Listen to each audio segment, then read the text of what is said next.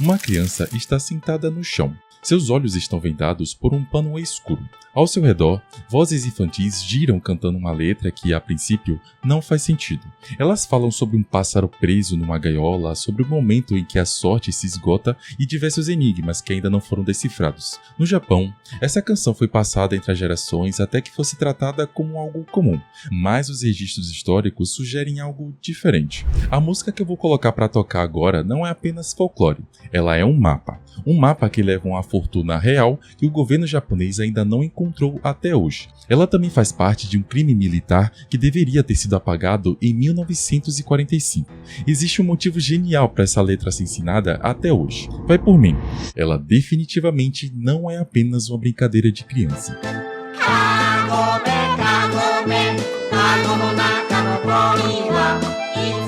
Antes de entendermos o que se esconde por trás dessa música, que tal falarmos de um mistério que assombra muita gente e que de fato pode te fazer arrancar os cabelos? Estou falando da queda capilar. E a boa notícia é que a Manual chegou para descomplicar tudo isso. Você sabia que em média 30% dos homens sofrem com queda capilar antes dos 30 anos? É um dado que choca, mas você não precisa mais se sentir sozinho ou sem solução. A Manual é uma plataforma de saúde que oferece tratamento para a calvície de forma 100% online, com a conveniência que você precisa e a seriedade que você merece. Você preenche um questionário rápido, passa por uma avaliação com um médico especialista e recebe um tratamento feito sob medida para o seu caso. E o melhor, tudo chega na sua casa, com frete grátis e uma caixa discreta para sua total privacidade. Eles pensaram em tudo. Basta acessar agora o site da Manual pelo link que está na descrição e no primeiro comentário fixado. Ou se quiser, pode apontar a câmera para o QR Code que está aparecendo aí para você. Chegando lá, se você usar meu cupom DANUKI, você garante 40% de desconto na sua primeira compra.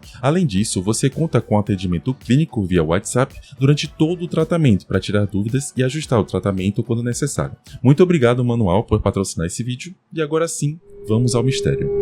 Para entender o que essa música esconde, precisamos olhar para como ela é executada. O jogo funciona em círculos. Um grupo de crianças dá as mãos e gira ao redor de uma única pessoa. Essa pessoa será o Oni, tradução direta para ogro ou demônio, e ela precisa estar sentada e vendada. O papel do Oni é passivo. Ele permanece imóvel enquanto os outros começam a girar, e a letra que as crianças cantam segue um padrão ritmo que termina de forma abrupta. Quando a música para, o Oni precisa adivinhar o nome de quem está exatamente atrás dele. Se ele acertar, ele é libertado da função. Se ele errar, ele continua sendo o Oni.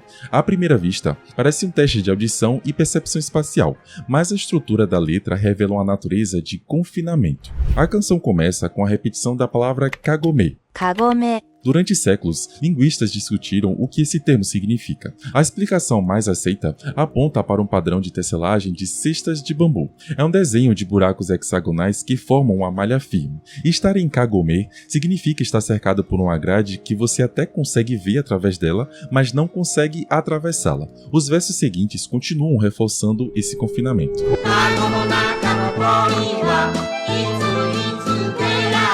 Aqui, a criança no centro, no caso o Oni, é o pássaro e a gaiola é o círculo humano ao seu redor. A pergunta sobre quando sairá soa como uma sentença. A diversão do grupo depende da permanência do pássaro no centro, enquanto o pássaro só quer adivinhar quem está atrás porque quer colocar outra pessoa no seu lugar. Ou seja, é basicamente um sistema de exclusão mútua. Existe uma contradição estranha no meio da letra. O verso fala sobre o amanhecer da noite, um paradoxo temporal, indicando um momento que não deveria existir ou uma percepção de tempo distorcida de quem está privado da visão pela venda. No Japão, o grou e a tartaruga são considerados os pilares da longevidade. De acordo com um antigo provérbio, o grou vive 1000 anos, enquanto a tartaruga vive 10.000. Eles são o símbolo máximo de que tudo correrá bem e que a vida será longa. Quando a música diz que eles escorregaram, ela está dizendo que a ordem natural foi quebrada, que a proteção desses símbolos não existe mais. O jogo termina com uma pergunta fatal. Essa mecânica de adivinhação é o que sustenta as teorias que veremos a seguir. Ela transforma uma brincadeira de quintal em um simulador de paranoia. No Japão feudal, não saber quem está atrás de você significava ter sorte de continuar vivendo ou de perder a vida por causa disso. Só tenta lembrar desse detalhe agora porque vai fazer mais sentido lá pra frente. Agora que sabemos como a brincadeira e a música funcionam, vamos sair da ponta do iceberg e investigar o real significado por trás de Kagome Kagome. Como eu disse antes, essa música foi passada por várias gerações. Ela é reflexo de um Japão que, durante séculos, viveu sob uma pressão social extrema. No período Edo, para muitas famílias pobres, os filhos não eram herdeiros ou frutos de amor, eles eram moedas de troca. O termo pássaro na gaiola ganha um peso diferente quando analisamos o sistema de da época. As meninas eram vendidas para bordéis para quitar as dívidas familiares. Elas viviam cercadas por muros altos e vigilância constante. Elas até podiam ver o mundo lá fora, mas nunca podiam sair. Exatamente como a malha de uma cesta de bambu que eu já expliquei. Para essas jovens, a pergunta "quando você vai sair?" era, na verdade, o cálculo de quantos anos de servidão ainda restavam. Mas existe uma teoria ainda mais específica, focando no comportamento dentro das grandes linhagens familiares. Alguns historiadores interpretam a gaiola como um ventre materno e o pássaro seria o feto, o herdeiro de uma fortuna ou de um título. Em um cenário de disputa por herança, o nascimento de uma nova criança poderia significar a ruína financeira dos irmãos mais velhos ou de outros parentes. A tensão se tornava insuportável conforme o amanhecer, no caso o momento do parto, se aproximava. É aqui que o verso final assume um tom sombrio. A teoria sugere que Kagome Kagome descreve o momento em que uma mulher grávida é empurrada de uma escada, empurrada por alguém que estava atrás dela no escuro. O escorregão do Grou e da tartaruga simboliza a interrupção súbita dessa vida que estava prestes a chegar. No Japão, o azar de uma queda dessas raramente era um acidente, era uma estratégia. Só que, ao lembrarmos do jogo, o contexto muda. O verdadeiro Oni já não é mais quem está no centro, e sim quem está atrás. A pergunta "quem está atrás de você?" deixa de ser um desafio de adivinhação. Ela se torna o último pensamento de alguém que percebe, tarde demais, que foi traído por alguém que deveria protegê-lo. Conseguiram ligar os pontos agora? Essa camada social mostra que a música servia como um lembrete, um aviso de que, em uma sociedade movida por interesses e sobrevivência, a ameaça mais real é aquela que você não consegue ver. E calma que as coisas nem começaram a esfriar ainda. Lembra o que eu disse no comecinho sobre a música ser um mapa? Pois é, para ser mais específico, ela também pode ser um mapa desenhado em forma de versos para proteger o maior segredo do shogunato Tokugawa. Em 1868, durante a Guerra de Boshin, o último shogun abandonou o castelo de Edo. Quando as tropas imperiais entraram no local para confiscar as riquezas, eles encontraram os cofres totalmente vazios. O ouro havia sumido. Estima-se que cerca de 380 bilhões de ienes em barras de ouro tenham sido retirados e escondidos pouco antes da queda do regime. A teoria do tesouro defende que as instruções para localizar essa fortuna foram escondidas dentro dessa música infantil.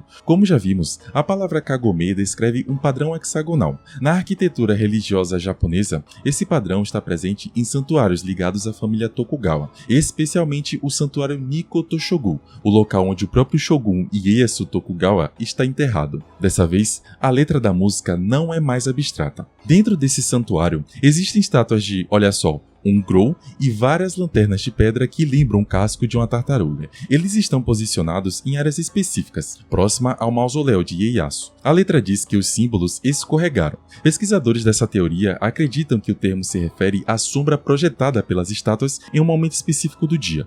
O amanhecer da noite seria um gatilho visual. Vamos lá. A luz do sol, ao atingir as estátuas sob um ângulo exato, faria com que a sombra do bico do Grou ou do casco da tartaruga apontasse para um ponto no solo. O verso "quem está atrás de você" seria a instrução final. Ele indicaria que o tesouro não está onde a sombra toca, mas exatamente na direção oposta, nas costas de quem observa. Por muitas décadas, caçadores de tesouros exploraram as montanhas de Akagi e os arredores de Nikko seguindo essa lógica. Porém, nada foi encontrado oficialmente. Mas o fato de que algumas famílias e programas de TV já terem feito escavações na região sugere que a ideia não não era tratada apenas como uma lenda. Bom galera, a partir daqui o vídeo pode não ser muito saudável para algumas pessoas, pois envolve temas como guerra, creepypastas e abandono. Então tenha muito cuidado se for continuar a partir daqui. A próxima interpretação transforma Kagome Kagome em um vazamento de um relatório de guerra. Em 1942, no auge da Segunda Guerra, um orfanato isolado na província de Shimane virou base de uma operação conjunta entre cientistas japoneses e oficiais daquela Alemanha que não pode ser citada. O objetivo era simples e brutal: encontrar o interruptor da morte dentro do cérebro humano. Os alemães queriam soldados que não sentissem medo, já os japoneses queriam saber até onde a mente aguenta antes de desligar. As cobaias eram todas crianças. Os médicos começaram removendo partes específicas do cérebro. Essas cirurgias eram feitas sem anestesia completa, pois precisavam observar a reação das crianças em tempo real. Depois das operações, o projeto foi um sucesso. As crianças pararam de sentir dor e medo. Elas já não choravam mais, não dormiam direito, apenas passavam o dia inteiro sorrindo, com os olhos vidrados e repetindo a música Kagome Kagome sem parar. Os zeladores registraram tudo em relatórios internos. As crianças não envelheciam. Ferimentos que deveriam matar cicatrizavam em horas. Elas comiam, brincavam, mas pareciam presas em um estado de euforia permanente, uma euforia que deixava os adultos apavorados. No final da guerra, quando as tropas americanas se aproximaram, os cientistas japoneses queimaram a maior parte dos arquivos, mas um documento sobreviveu: o único relatório deixado dentro de uma caixa de metal enterrada no terreno do orfanato.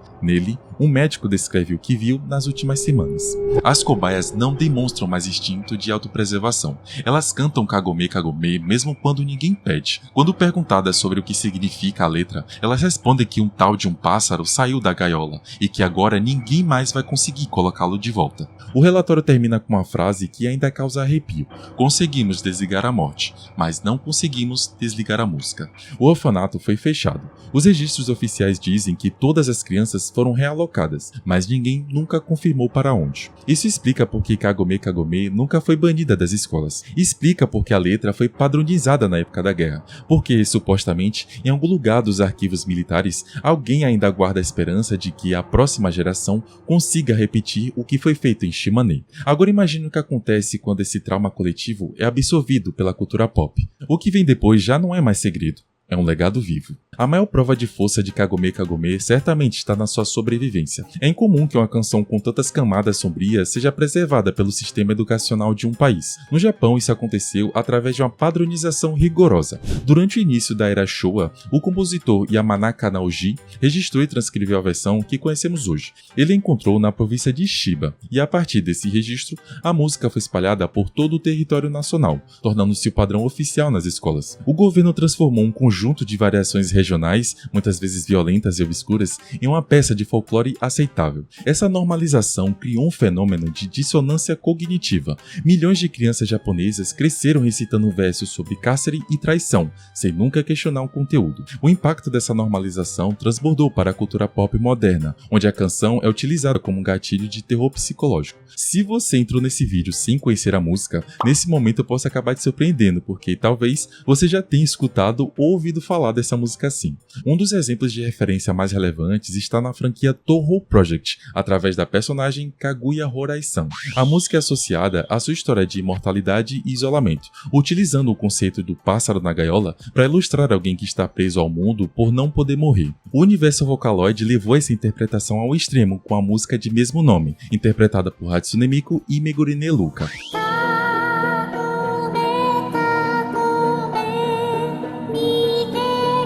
A obra não apenas utiliza a melodia original, como também a situa dentro de um cenário de experimentos humanos e abandono, reforçando a lenda urbana de que a música seria um código para as atrocidades escondidas. No mundo dos animes, a música já foi utilizada como fundo para animes como Black Butler, sempre tocando em cenas de tensão envolvendo o protagonista Ciel. Talvez a referência mais massiva da cultura pop esteja em Inuyasha. O nome da protagonista, Kagome, é o ponto central da profecia. A mãe da personagem revela que escolheu esse nome porque, ao olhar para o peito da filha recém-nascida, viu o brilho de uma estrela que formava o padrão de um hexagrama, o padrão Kagome. Já a referência mais recente e mais legal que eu achei aconteceu no anime Jibaku Shounen Hanako-kun.